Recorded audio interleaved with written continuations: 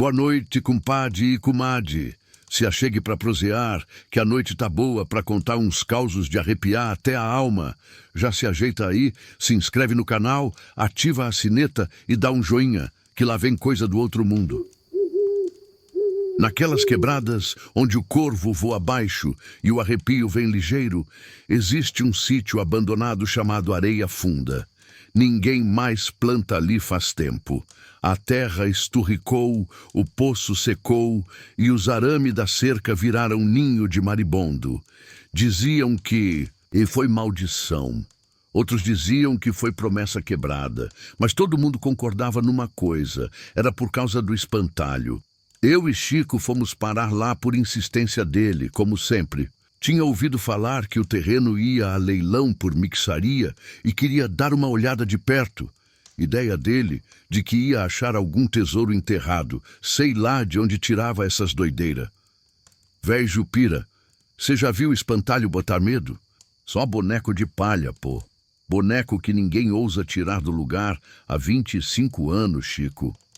Você devia escutar mais e fuçar menos. Chegamos na tardinha, com o céu cor de sangue pisado e um vento esquisito que assoviava mesmo sem passar. Por fresta nenhuma, o portão rangeu sozinho, mesmo a gente não tendo encostado. O sítio era puro silêncio. Só os corvos rondando, pousado no telhado torto do paiol. E lá no meio da roça seca, ele, o espantalho. Era diferente de tudo que já vi. Alto demais.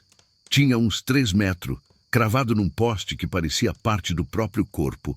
A roupa estava rasgada, mas grudada no osso de pau, como se nunca tivesse saído dali.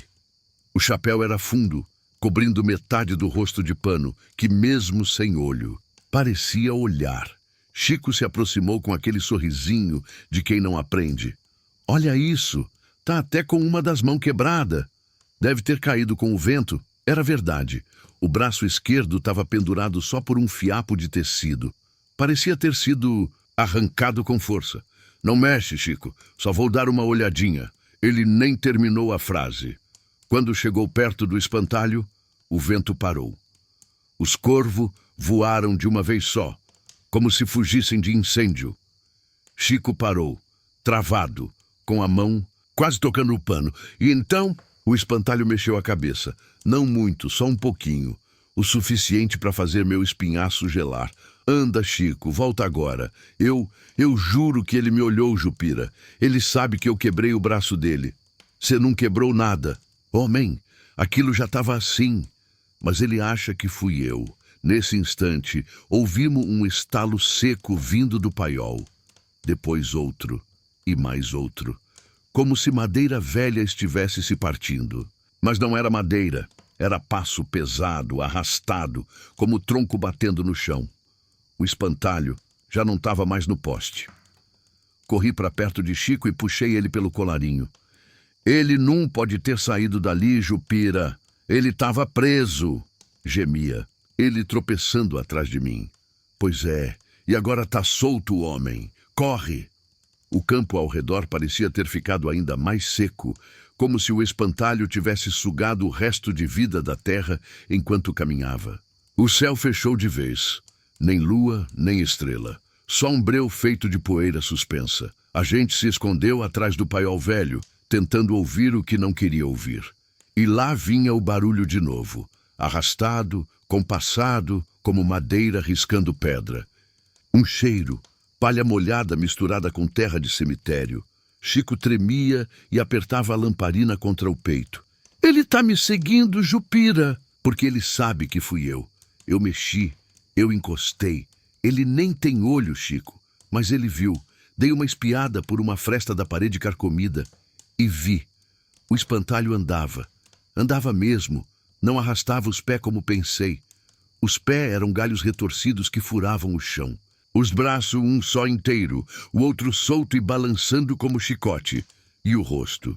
Aquilo não era pano, era couro curtido, costurado com barbante velho. E no meio, uma rachadura, como uma boca costurada que queria abrir. Ele parou bem no meio do terreiro e com o braço bom apontou pro paiol. ali onde a gente estava. Senti a pele da nuca ferver. Agora corre, Chico, pela lateral. Saímos feito 2 tatu em dia de festa, derrubando galho seco e pulando por cima de cerca velha. Mas o bicho vinha atrás, devagar, como se soubesse que podia esperar, como se tivesse tempo de sobra. O que ele não tinha mais era pressa. Chegamos na beirada do poço seco e Chico tropeçou. Me ajuda, Jupira, me puxa. Segurei ele, mas o facão caiu do meu lado. No reflexo peguei e foi aí que vi. O espantalho estava ali, a 3 passos, sem pressa, sem som, mas com a mão quebrada, se esticando. Fiz o que nunca pensei que faria. Enterrei o facão bem no meio da rachadura do rosto dele. O corpo tremeu, todo. E, então, silêncio. Ele parou. A mão caiu e o corpo se desfazendo. Primeiro em fiapo, depois em pó, depois em nada. Quando voltamos no outro dia, só havia o poste no meio da plantação, sem boneco, sem sinal, mas no tronco. Marcas de unha e uma palavra riscada. Olhou. Desde então, Chico evita espantalho até de decoração de festa junina. E eu deixo ele. Porque se aquele trem soube que foi ele, então pode saber de mim também. E no sertão, o que sabe de você, uma hora cobra. Lá pras bandas onde a estrada some e o silêncio pesa, existe uma vereda que só aparece em tempo de seca braba. Um caminho de terra trincada que leva até um riacho morto e uma capelinha esquecida pelo tempo. Foi ali que eu e Chico se metemos. Mais uma vez, por causa de promessa besta. Tinha um menino doente lá em Barra Miúda, filho da dona Elvira, parteira das boas. O povo dizia que o menino não pegava reza e que ninguém conseguia batizar ele. Toda vez que levavam para a igreja, o sino parava de tocar, a água da pia batismal azedava e a vela apagava sem vento. A mãe, coitada, já tinha ido em padre, benzedeira, pastor e até em macumbeiro. Ninguém deu jeito. Foi aí que ela veio até mim e disse: Jupira, o menino só pode ser batizado onde nasceu, mas o lugar é maldito, a cruz está virada. Fiquei calado. Já tinha ouvido falar daquela cruz, uma cruz de madeira fincada atrás, da capelinha do riacho. Diziam que certa vez foi derrubada por um raio e nunca mais endireitou. Desde então, quem pisava lá voltava doente, doido, ou não voltava. Chico, doido que é, ouviu tudo e disse: Ué, é só desvirar a cruz. Bota ela no lugar certo e pronto, Jupira. Pronto, nada. Aquela cruz não é madeira comum. É marco de promessa que foi quebrada. Mas quando vi a dona Elvira chorando por cima do menino que já respirava pouco, cedi. Peguei a lamparina, minha faca de mateiro, sal grosso e um rosário que guardei do meu avô. Partimos à noite, pois a vereda só aparece quando o céu escurece e a lua não brilha. O caminho era torto, sumido entre tronco seco e raiz estufada. Chegamos na capela perto da meia-noite. A construção era de barro grosso, reboco caído e telha enegrecida de fuligem. O sino pendia torto, como o pescoço quebrado. E atrás dela, lá estava a cruz, virada para o chão, a base retorcida, cravada em pedra rachada. E o mais estranho, um filete de água escorria da rachadura, mesmo com a seca braba em volta. Chico chegou perto e tocou. Tá quente, Jupira. Não era pra tá. Essa pedra devia tá fria de noite assim. Ele tentou empurrar a cruz. Eu segurei o braço dele. Se vai mexer, tem que pedir licença. E com fé, acendemos a lamparina, deixamos o sal em volta da pedra e começamos a rezar. Chico, do jeito desengonçado dele, só sabia metade das palavras. Eu fiz o melhor que pude, mas quando terminamos, o vento virou e a cruz gemeu. Sim, gemeu. Feito gente ferida sendo erguida à força. A terra ao redor da base afundou. E a cruz começou a se mexer sozinha. Chico recuou. Jupira, eu não empurrei. Eu também não. E foi aí que ela levantou de uma vez, sozinha, ficou em pé e sangrou.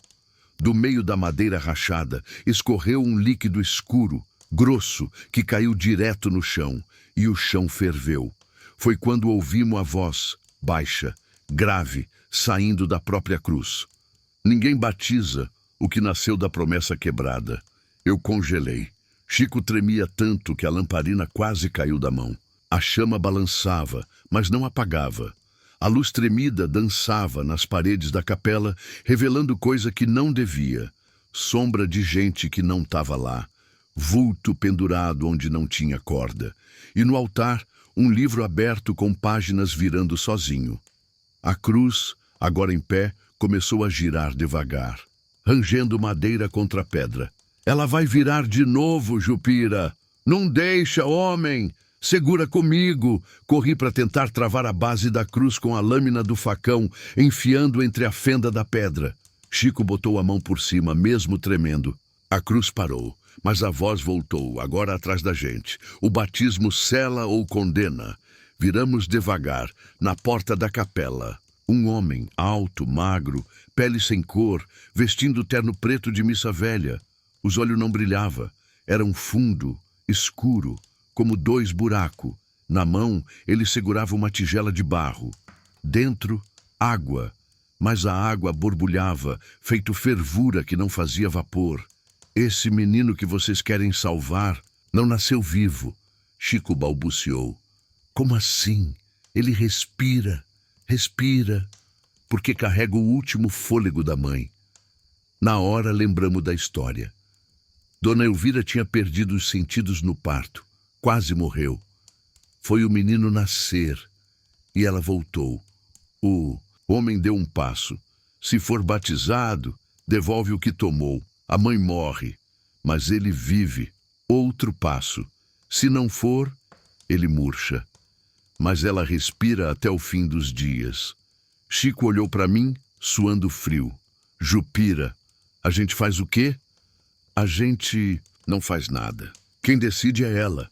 Corri para a lamparina e escrevi com carvão num pano o que o homem disse. Mandei Chico de volta com o bilhete. Ele partiu tropeçando sem nem olhar para trás. Fiquei. O homem me olhou. A cruz parou de ranger. Ele desapareceu com o vento. Na manhã seguinte, a capela estava calma. A cruz ainda em pé. A água parada. Tudo quieto. Voltei para a vila com o peito apertado. Dona Elvira me esperava no alpendre. O menino no colo, respirando, mas com os olhos fechados. Ela me olhou sem dizer nada. Depois me entregou um papel. Era o bilhete que mandei. Estava queimado. Só restava uma palavra. Vive. Não sei quem escolheu, nem sei o que foi batizado naquela noite. Mas toda vez que passo por vereda de cruz virada, eu rezo. Porque promessa quebrada cobra. Sempre cobra. Tinha um lugar, escondido no sopé da serra do Murici, onde o tempo parecia andar de lado. Um arraialzinho miúdo, de nome Sumidouro do Meio, encravado entre duas veredas que ninguém mais usava. O povo dali era calado. O sino da igrejinha só tocava uma vez por semana. E toda a casa tinha um pedaço de pano pendurado na porta. Reza antiga contra olho de dentro. Foi lá que eu e Chico Lamparina fomos parar, levados por um bilhete que chegou sem remetente, amarrado na grade da nossa janela com barbante de palha. A janela abriu de novo. Se puderem vir antes da próxima lua cheia, talvez ainda dê tempo. Assinado Antônio do Rosário. Eu me lembrei desse nome. Homem sério, vivido, carpinteiro das antigas. Conheci ele num velório em Itaguarana, quando consertou o caixão do e um próprio irmão no meio da missa, com martelo e lágrima na mão. Chico não lembrava, mas topou ir só porque gostava de lugar com nome esquisito. Sumidouro do Meio? Se tem o do meio, será que tem o de cima? Perguntou já rindo. E se tiver o de baixo, será que ainda tem gente viva lá? Fomos com o matulão nas costas, lamparina, terço, sal grosso e coragem pela metade. Chegamos lá num fim de tarde estranho, Céu limpo, mas com um calor abafado que fazia até a sombra suar. O povo nos olhava de lado, sem dar bom dia, sem responder reza. Só uma menina, com o rosto pintado de carvão, nos apontou o caminho com o dedo torto. Um trilho de pedra que levava até uma casa isolada no fim da rua. A casa de baixo, sussurrou ela, antes de sumir atrás de uma cerca de cipó. A casa era comprida, de madeira escurecida, com telhado baixo e 2 alpendre caído. Mas o que mais chamava a atenção era a janela.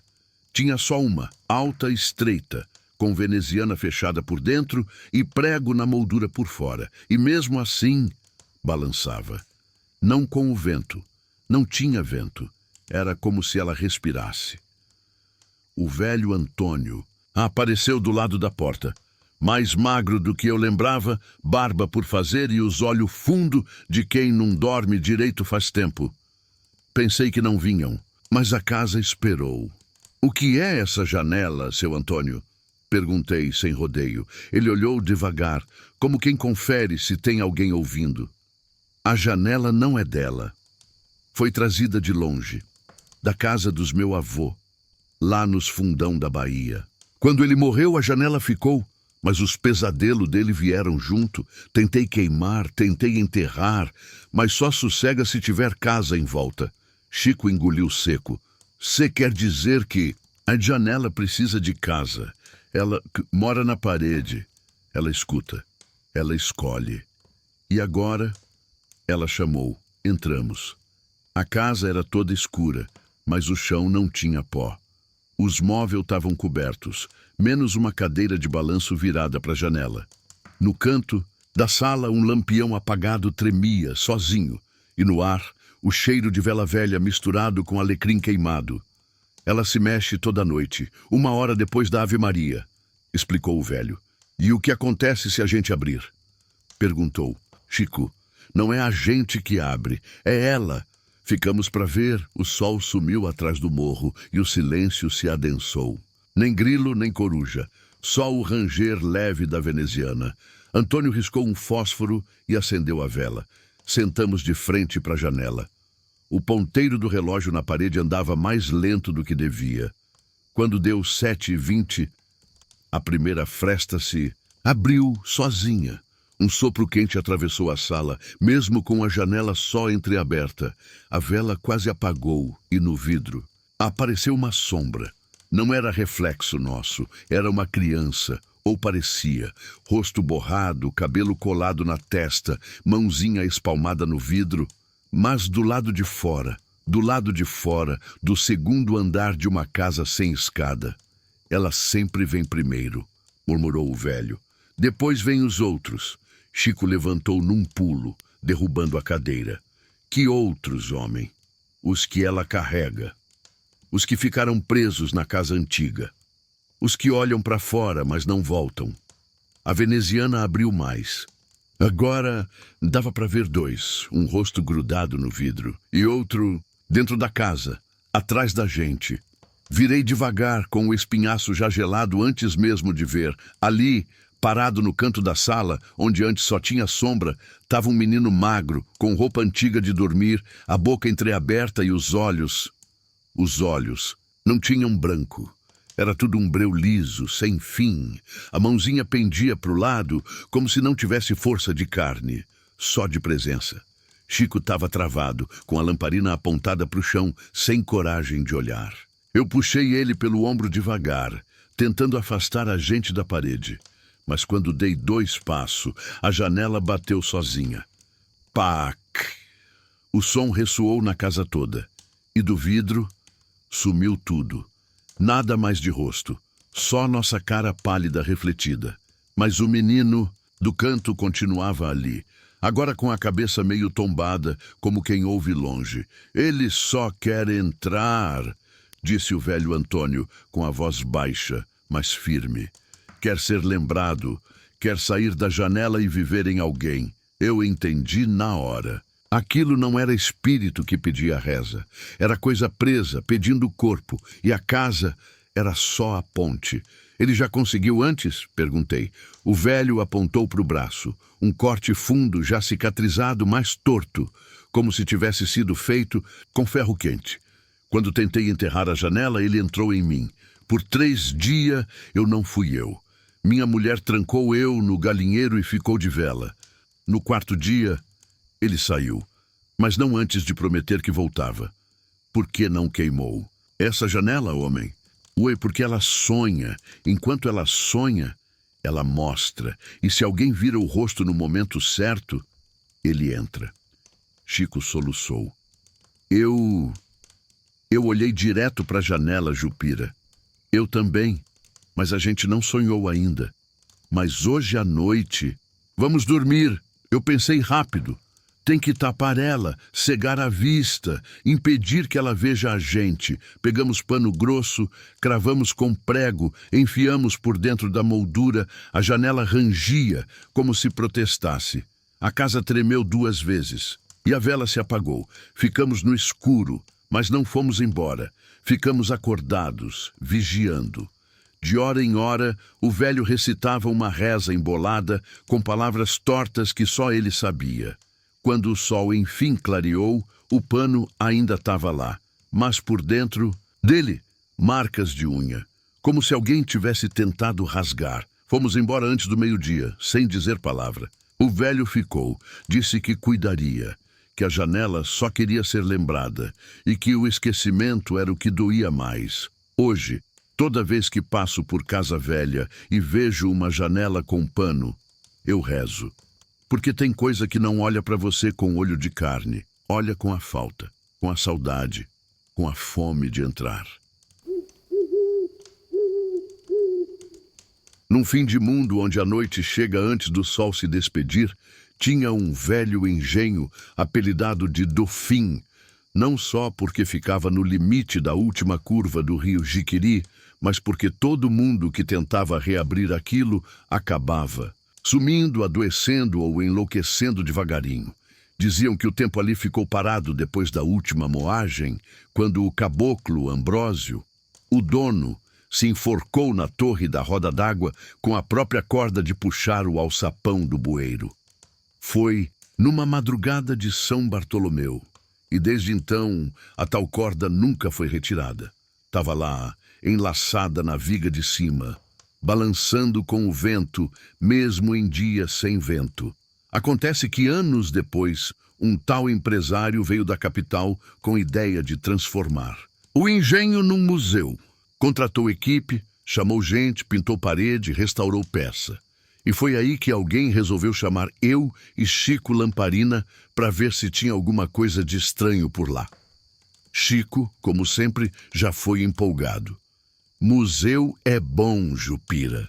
Tem café de graça, pão doce e ninguém manda a gente mexer em fossa. E tem história enterrada, retruquei.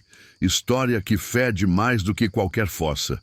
Mas fomos pela estrada de barro que margeia o rio, passamos por umas palmeiras tortas e chegamos na velha porteira do engenho. O lugar estava bonito até. Parede nova, roda d'água limpa, tratorzinho no canto. Mas o cheiro era o mesmo de sempre. Madeira, úmida, ferrugem e vela.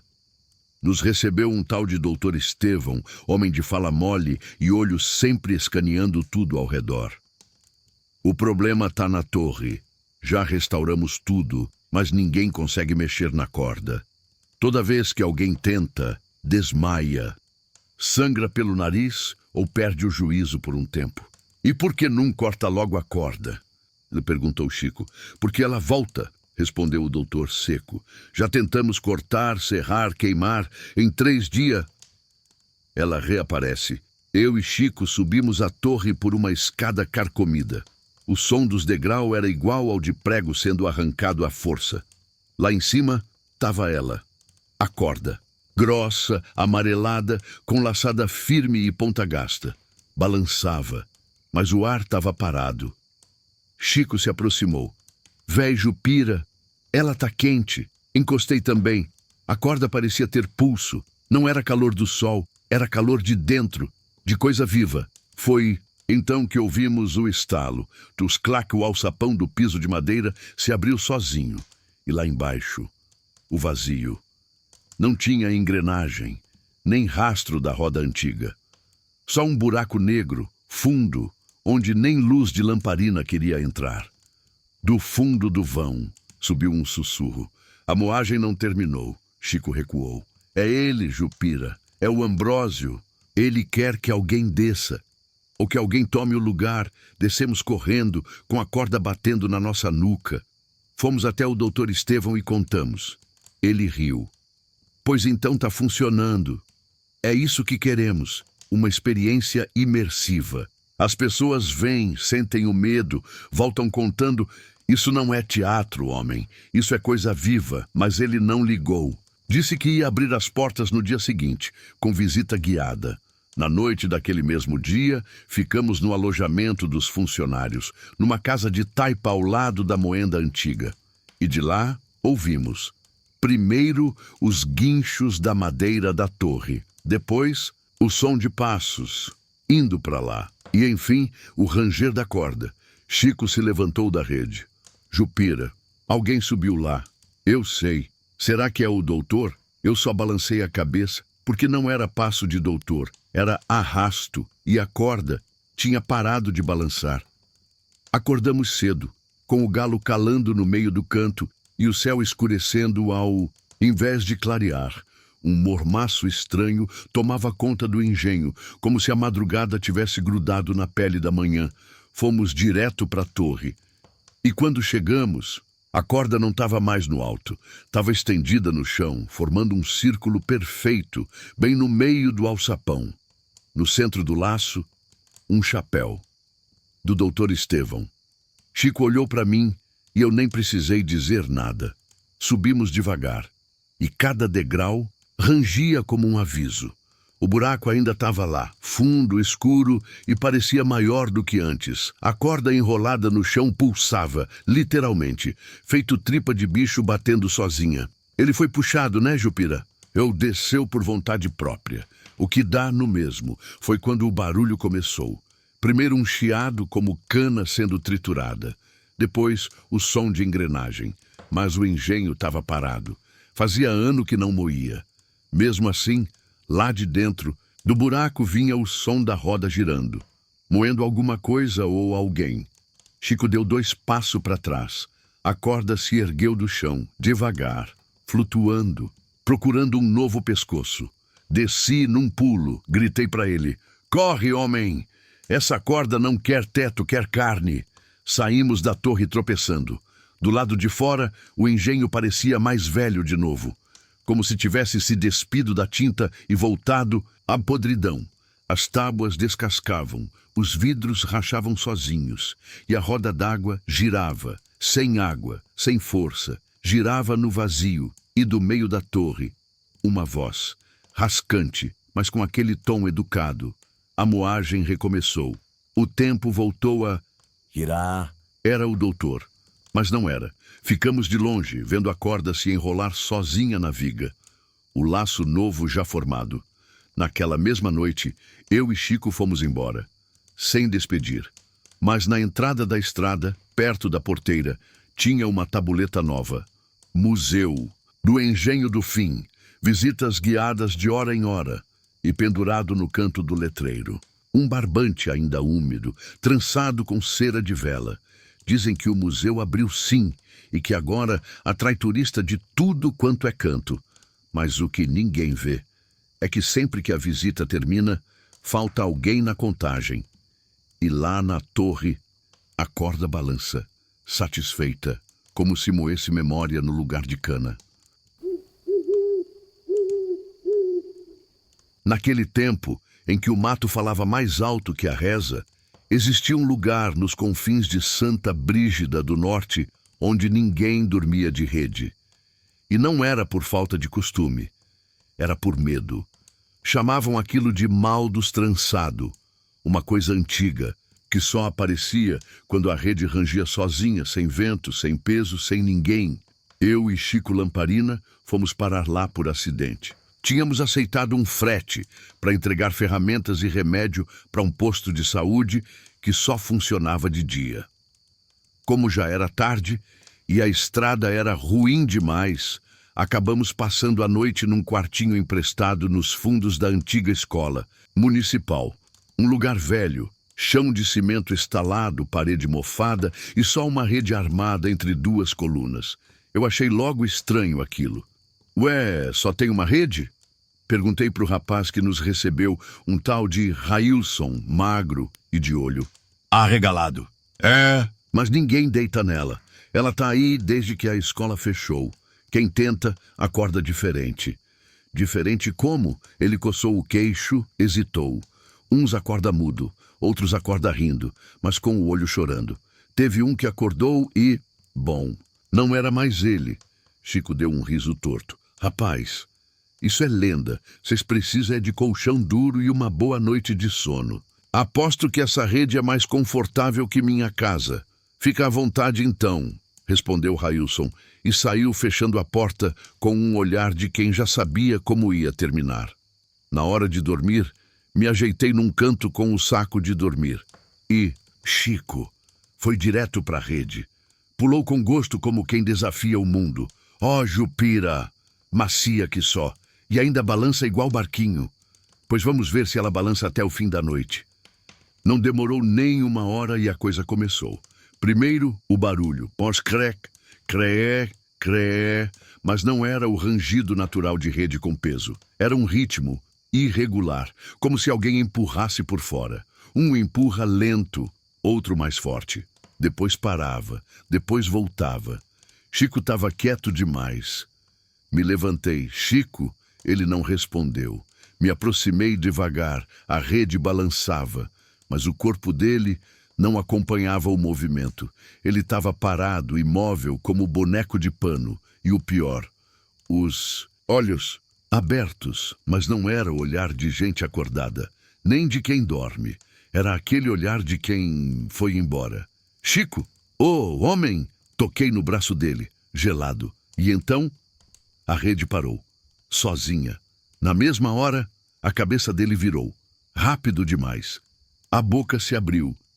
Está dormindo, falou uma voz, que não era de Chico. Saí para trás, tropecei na mochila. Quem tá aí? Sai do corpo dele. A rede voltou a balançar, sozinha, agora sem ele. Chico tinha desaparecido. O pano da rede rangia como se ainda tivesse peso, mas não tinha mais nada. Só o som. Crec, crec, crec. Na parede da escola, as janelas começaram a bater.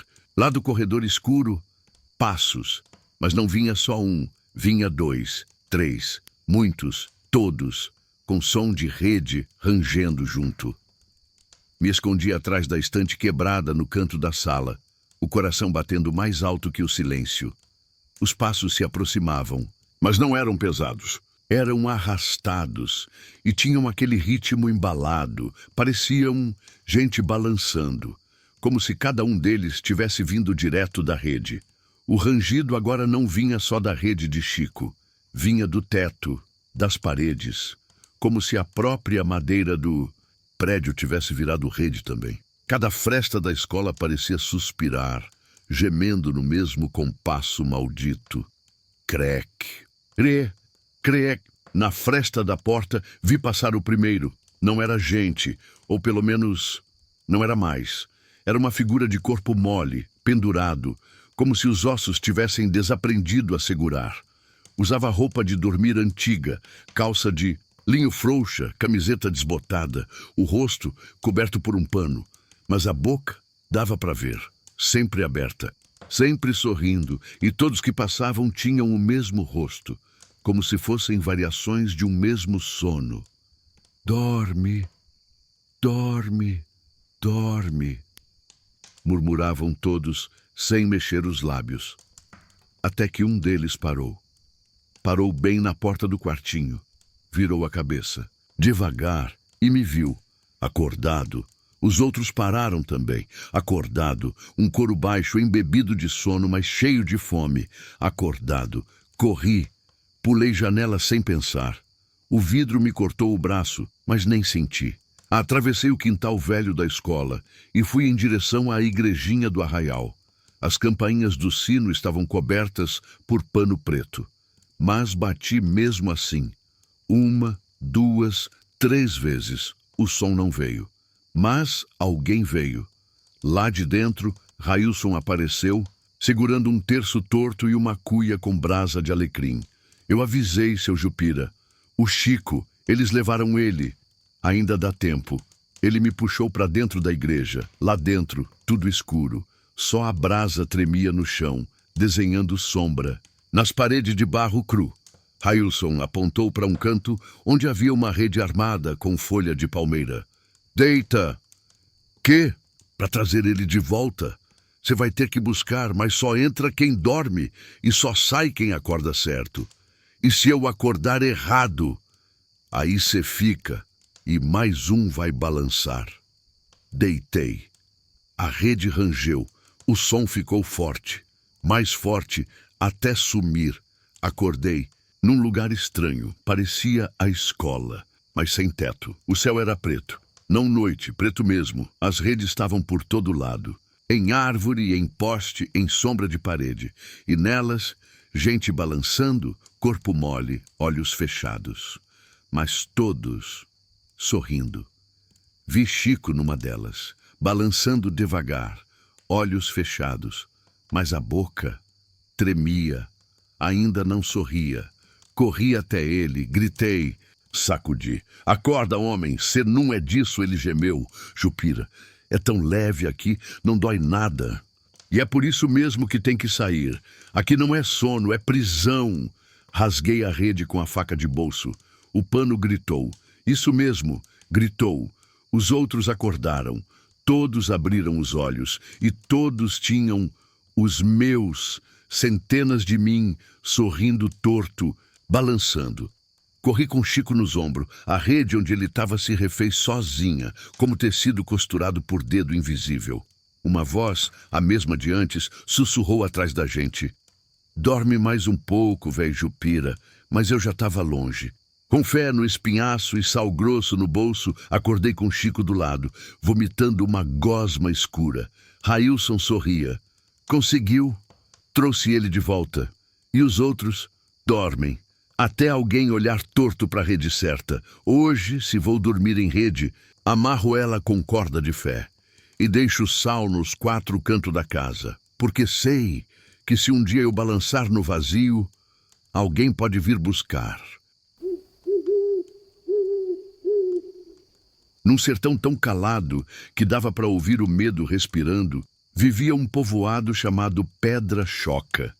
Era daqueles cantos esquecidos no mapa, onde até o sino da capela badalava com um lamento cansado.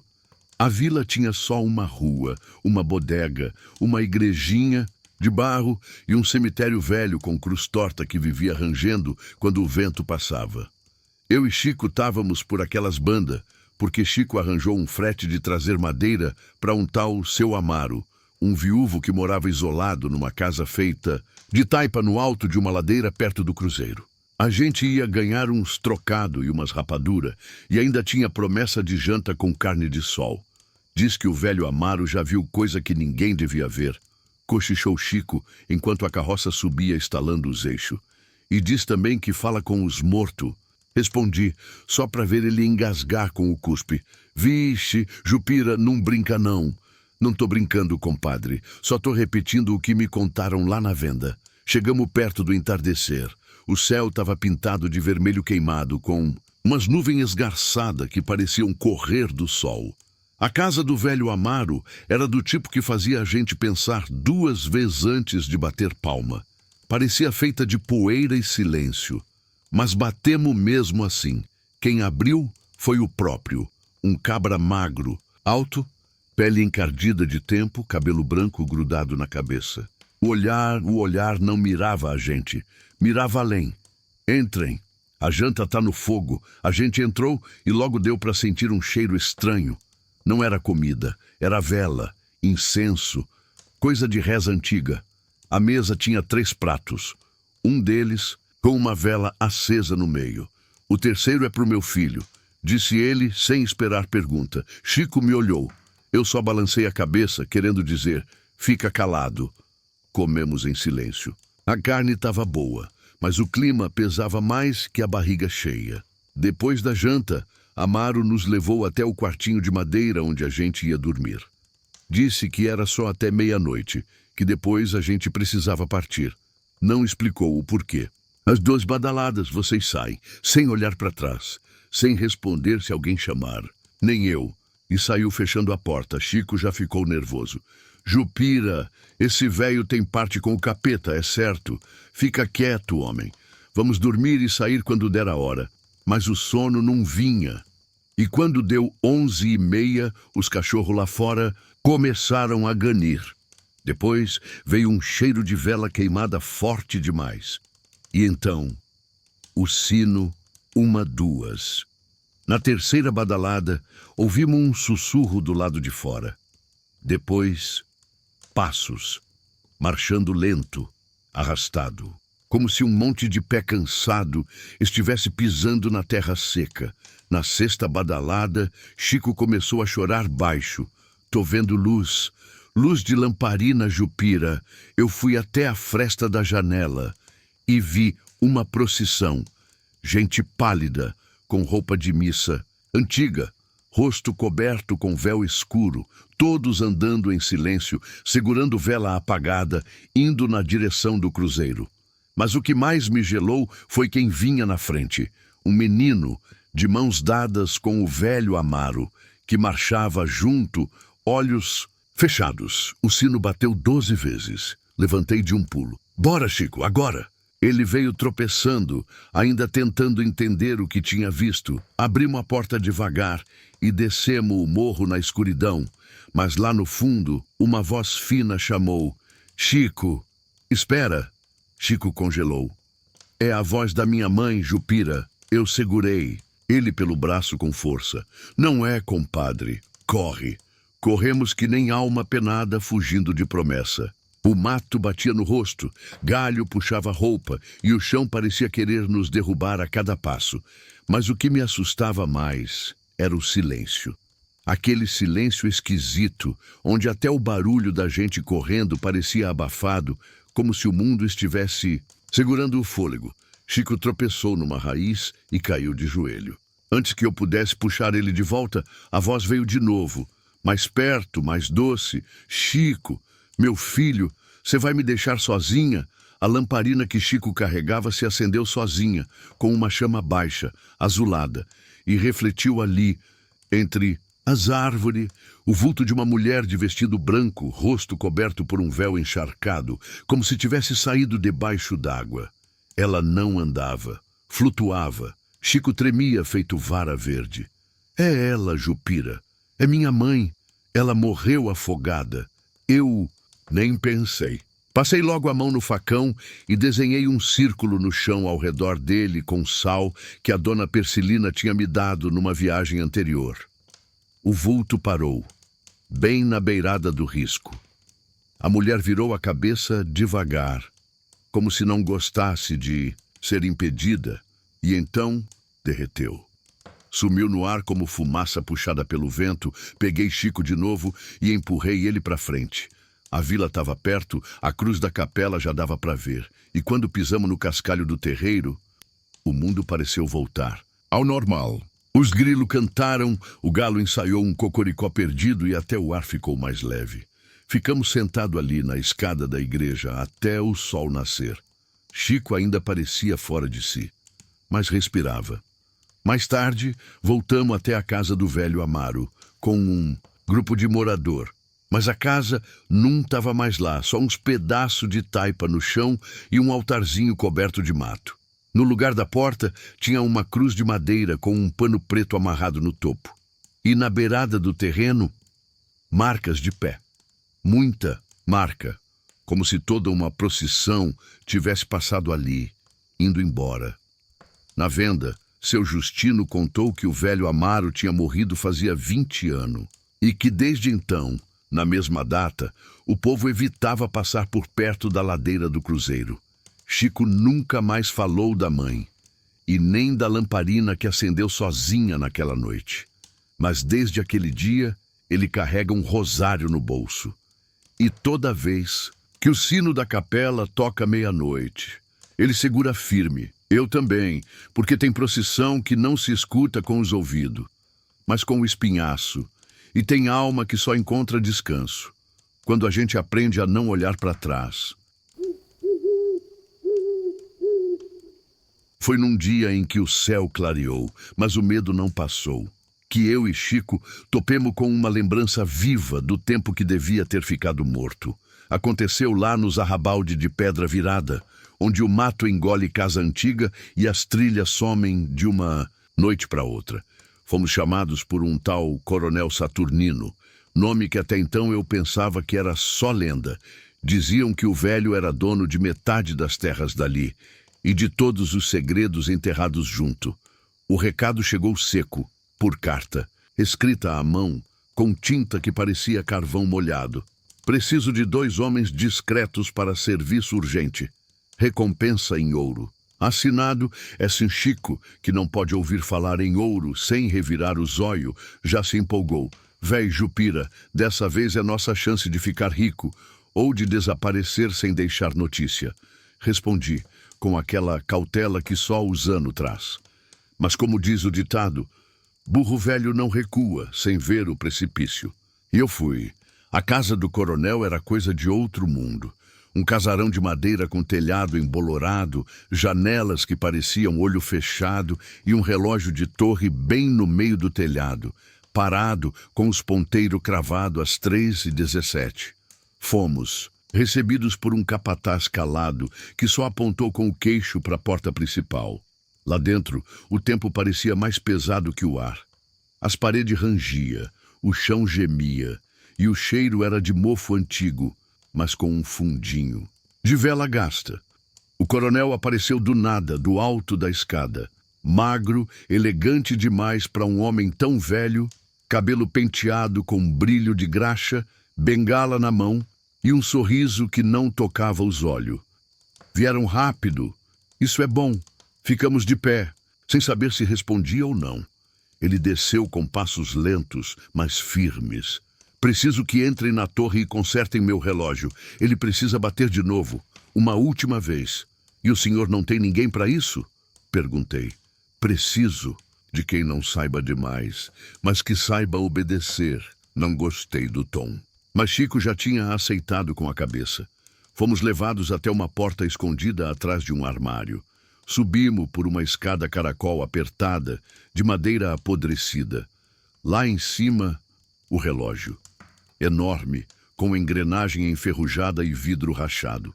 No centro, uma corrente grossa enrolada num tambor e um buraco no chão bem no meio da sala, coberto por uma tampa de ferro com um símbolo estranho gravado. Chico foi direto mexer na corda. Pera, homem! Você nem sabe o que isso faz, mas ele já tinha girado a manivela uma vez. O chão tremeu, o sino bateu uma pancada seca e a tampa de ferro rangeu.